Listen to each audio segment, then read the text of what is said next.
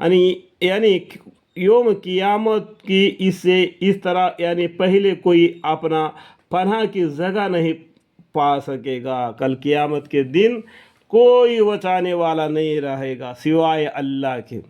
اور یہ بستیاں جن کے قصے مشہور و مذکور ہے، یعنی جتنے بستیاں یعنی جو پیغمبر آئے ہیں ان کا قصہ کہانیاں بنا کر قرآن کے ذریعہ یہ امت کو بتایا دیتا ہے. دیکھو ان لوگوں کا ان حرکتوں کے وجہ سے کیا عذاب ملا، اب تم سدھرو.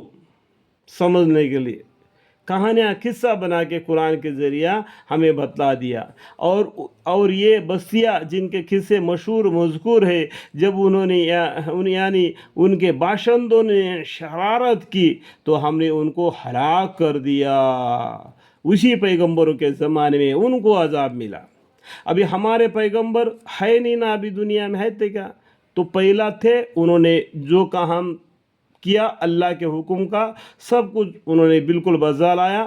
اب وہ دین اسلام کو ہمارے کھاندے پہ رکھ کے صحابہ رقم رضی اللہ عنہ اور پیغمبر صلی اللہ علیہ وسلم اس دنیا سے پردہ لیے، اور قیامت تک کے لیے اس دین کو کوئی بدل نہیں سکتا ہے. یہ قرآن کو اللہ نے نازل کیا، اس کو بھی کوئی بدل نہیں سکتا ہے. اللہ اس کا حفاظت کریں گے، دین اسلام کا اور قرآن کریم کا.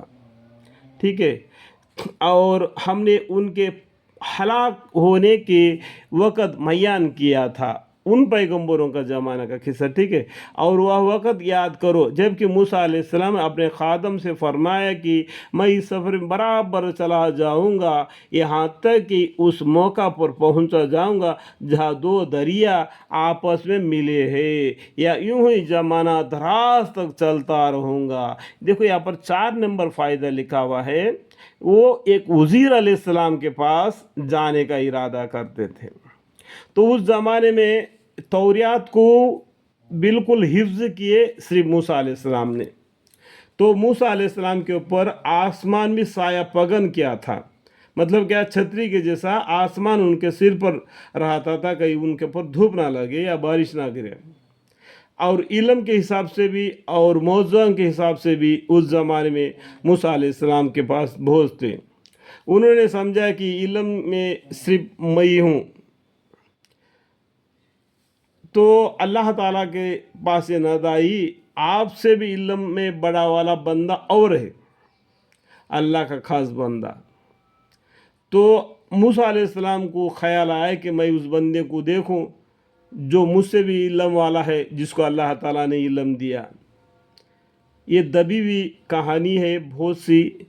عزیر علیہ السلام اور موسیٰ علیہ السلام آگے مل کر چلنا، اور بہت سی باتیں ہیں جہاں پر غیب کی علم وہ عزیر علیہ السلام کو اللہ تعالیٰ نے دی تھی سفر کی. تو موسیٰ علیہ السلام کو وہ علم نہیں تھا، اس کے واسطے ان کو صبر نہیں ہو سکا. تو اللہ تعالیٰ نے تھوڑی علم سے وہاں تک ختم کر دیا. یعنی اگر موسیٰ علیہ السلام اگر صبر کرتے تو عجیب نہیں کہ اور بھی بہت سی بھید کی باتیں ہمیں معلوم پڑتا. اللہ تعالیٰ ہمارے اور گناہوں کو معاف فرمائے. تو یہ دبی ہوئی بات ہے، آپ کو قصص الانبیاء پڑھنے سے آپ کو اس کا قصہ پورا معلوم پڑ جائے گا. ٹھیک ہے.